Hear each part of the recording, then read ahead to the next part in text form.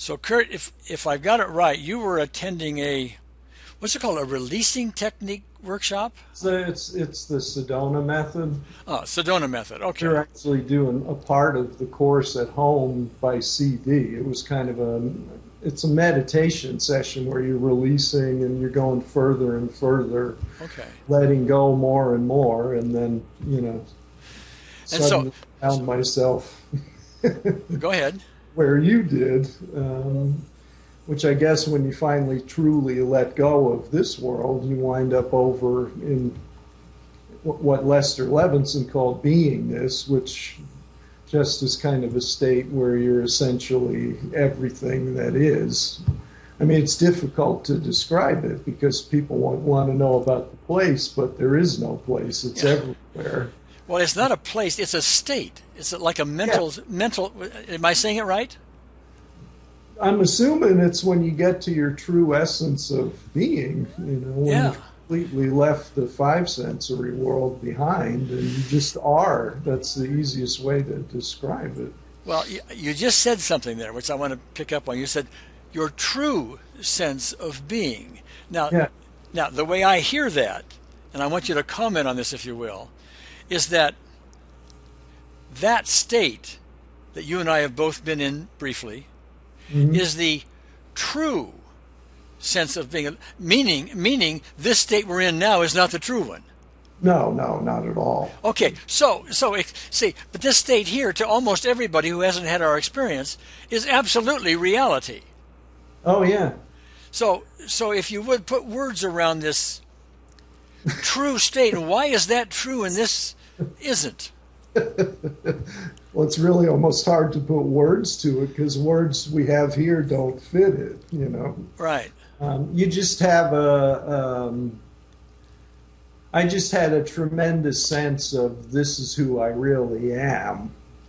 And everything here, I think I said something to you in the email that kind of way far off in the distance was this sense that nothing here, even in regards to personal interaction, really occurs at a true, unconditionally loving.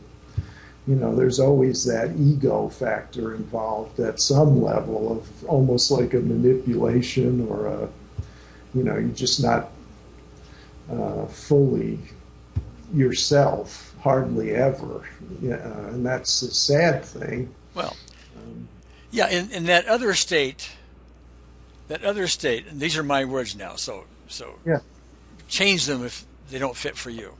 It's yeah, like the intense love that's there, and to me there was only love, and that's very hard to say to people that there's right, only love, because in our experience here there's not only love, there's also hate and resentment, and right, and yeah, and the in the book on the counter, and yeah, the belt around your waist, and I mean there's just all this other stuff yeah, that competes. But there's only right. only love. That there it It's has no just competition. It's it, no. It's it's just like a presence, and yeah. I mean that's really how you're just a presence that's universal and omnipresent, and there's no emotion there, no. But it's very rich and it's very fulfilling, and It's like if there's no opposition to right, it, um, then I mean we have. It's hard for us to get to some place and say, well, there's no opposition. We can't mentally do that because we're experiencing opposition all the time. Things conflict all the time. Okay, it's, yeah, it's it's something like a it football. is. It's something like a football team taking the field, but there's no defense. Yeah. And just whoosh, off you go, and all you do is score, score, score, score, score. Um, No, it's just very quiet, peaceful, immense, awesome, and there is no, what's the word? There's like nothing there but presence. That's the only way I can describe it. okay. There's no resistance or no, like no attachments, no aversions, as they used to say. It just is. And there's no judgments. No, there's nothing. Just Because your presence. in fact, these are again my words. Terms like judgments and resentments and war and poverty and all this stuff here, um, they're meaningless terms. Yeah. If Yes. if there was a vocabulary in that state, it wouldn't include those words No. because they're impossible. Yeah. Right. Yeah. Now I don't want to put words in your mouth. Are they impossible in that state? Yeah, I think so because there's no small you there. There's no fear. Certainly, there's no anxiety or worry about anything because you just have the sense that you are everything. Okay. I mean, there's no dimension to it either. Really, there's no limits.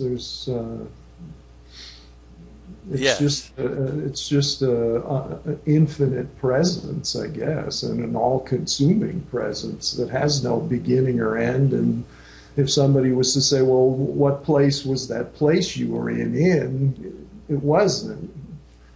There's no place, time, Yeah. locale. You're just there. You can't say it was under a tree in Indiana. No, I mean, I think that's where the I am comes from, Yeah. and the beingness and the be, and because that's what it is. That's the only thing you can describe it as. Okay, I have kind of a philosophical question for you, and I realize nobody's ever asked you this before, so do with it as you will. Okay, so here we are. You and I have had two experiences that we'll talk about. One is this sensory experience we're in right now, okay, Right, and the other is this other state that we have both flipped into, right. albeit briefly. Okay, Yeah. so two questions. Question number one, you can just give me a yes or no, probably, but first question is, if you had your choice between for being always in that state or this one, which would you choose? Well, I would imagine you would choose that one, but at the same time, the level that we exist at here is so limited compared to that. But at the same time, this is a pretty rich experience, to interact with other people and experience, learn, and grow as you go.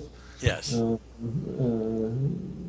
It would be nice to be able to go there for a while and come here, and actually be able to do that. But I've never been able to get back there. Well, that's one of the goals, if you will, of optimal EFT, which is a thing I'm developing here within EFT.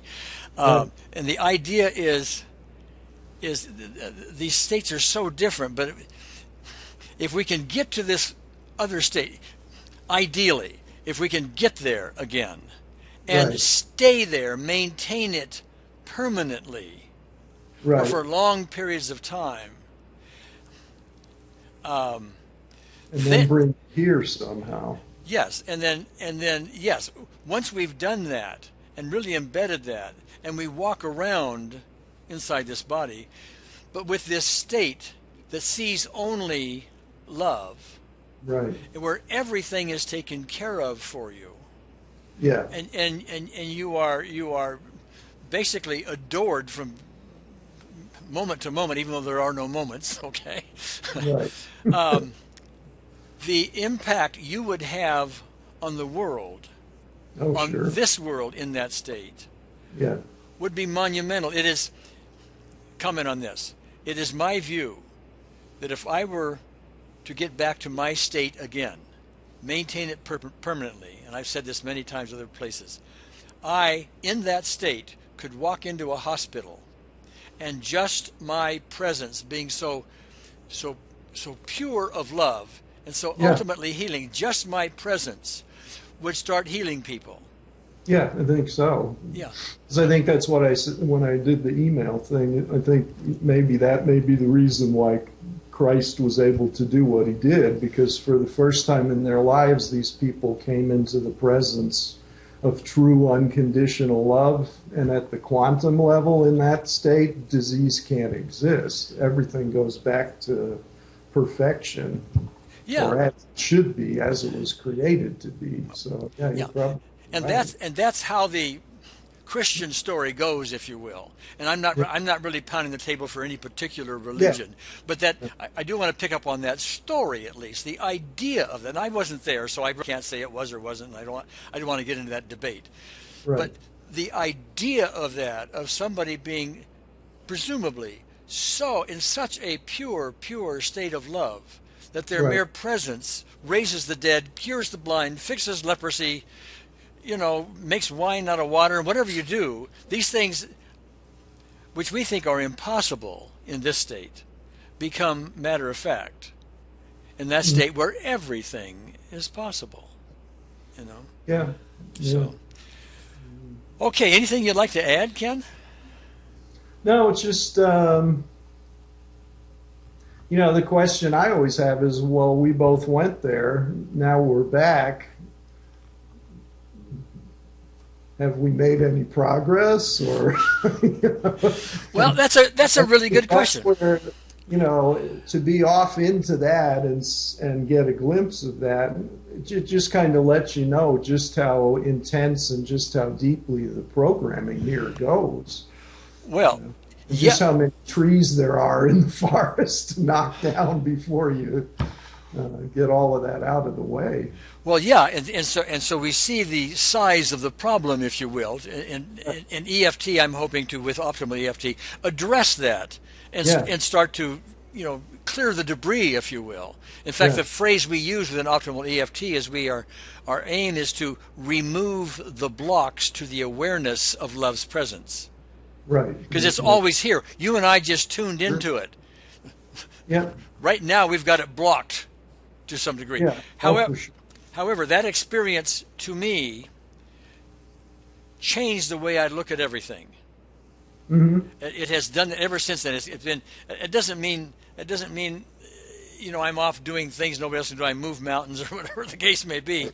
But I see people differently. Yes, I get irritated with some people's behavior. Right. But I'm able to get over it easier. I'm able to see it different. I'm able to see where they're really coming from, and that they're dealing with the same debris I am. Yeah. And that you are, and so on. So it's a different perspective, and the whole way I put together EFT was on that, because when I first put this together, like in the mid-'90s, Mm-hmm. the thought wasn't, my previous thought, if I hadn't had all these experiences, or this experience, my previous thought would have been, well, gee, how can I maximize the profit here? How can I sell what for whatever it is and get the most price? Instead I said, oh, this is precious. Everybody ought to have this. Here it is, open hand. Okay. Yeah, that was kind of a surprise. I would never have done that if it hadn't been for that experience. All right, anything else, Ken? I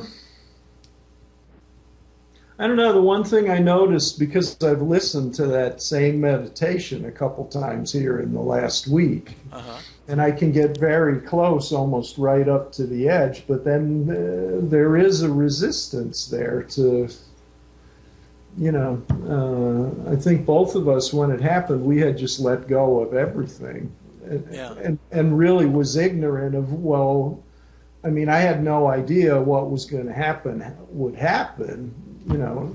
The first thing I heard back from the person from the method I was using said, well, don't try and go there again, because almost like if you try and go there, you can't get there, because it's almost impossible you're right on the verge, and then you're going, oh, okay, I'm almost there, and that's enough to shut it down, because there's some kind of an attachment to it there, or there's some kind of a needing it, or you haven't fully let go, or there's a little bit of resistance because the ego doesn't want to let go, and the ego doesn't want to let go, and if you become a student of A Course in Miracles, it talks about the ego a lot, and there's kind of a battle between that state and what the ego wants, and it gets into very theoretical stuff. It's kind of fascinating and all that, but it's. I think we can make attempts to get there, and I think those attempts are important. That's what optimal EFT is about. But in the long run, what we're really doing with a bunch of exercises that I'm going to be, developing, and ways to use EFT, etc., is we're starting to clear this debris naturally, so that we become a little purer ourselves, and then we are more open and more ready for this to happen without trying to do it. Yeah. Has that been back there? I've had glimpses, but nothing like that. Yeah. Nothing Yeah. like that. That's why I'm doing optimal EFT. I'm basically trying to get there myself, and other people can borrow from whatever I'm doing, if it fits.